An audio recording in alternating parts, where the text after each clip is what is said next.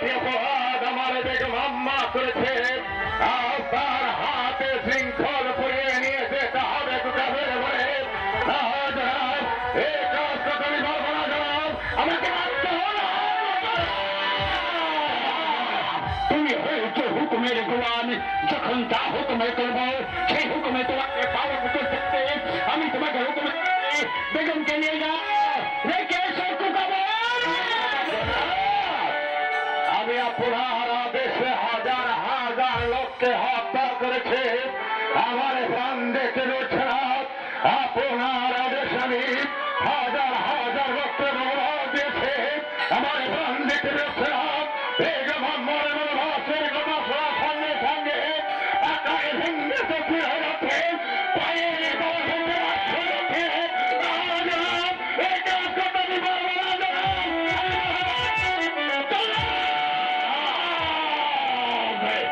আমার জন্ম হয়েছে আদেশে দেওয়ার জন্য, তোর জন্ম হয়েছে আদেশে পালন করার জন্য, তাই তাই তোর আদেশ দিচ্ছে নিয়ে যাও। আমার যে জনাব সেই পূর্বের কথা মনে পড়ে গেছে জনাব,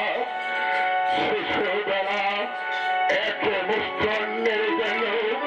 মানুষের দুয়ারে গিয়ে হাত পেতেছিলাম, সেদিন থেকে আমাদের এক মুষ্টির দিয়েছিলাম, আপনাদের বাড়ি হয়ে ওই রাস্তায় বেঁধে তুলে আপনাদের কথা জানাতে সামনে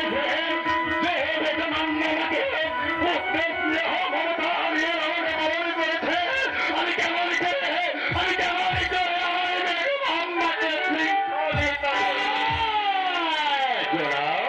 আমি সেদিন রাস্তা থেকে কুড়িয়ে এনে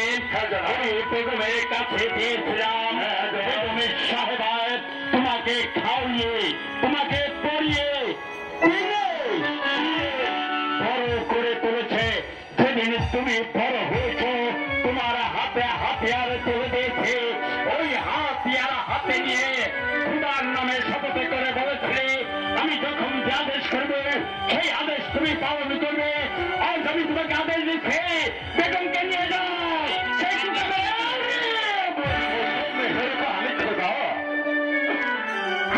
আজ আমাকে এমন পরীক্ষায় ফেলেছ, বেগম আম্মা আমার যদি মা হয়ে থাকে বাচ্চা ধারে সেটেম্বর সরকার আমার পিতা বড় ভালো মেহরবান খোদা, আমি কার কথা রাখবো আর কার কথা রাখবো না।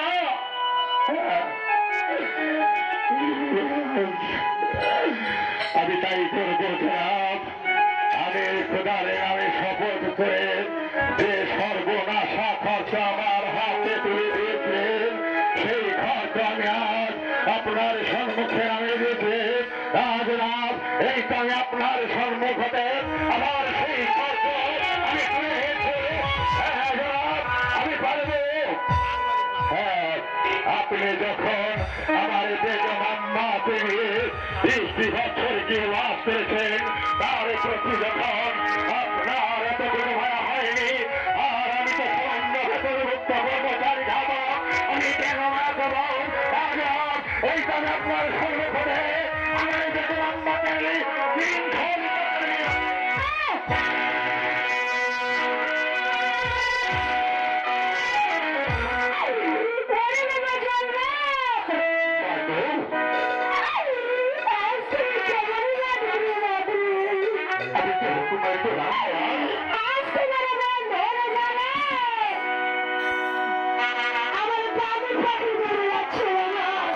দুঃখ করে লাভ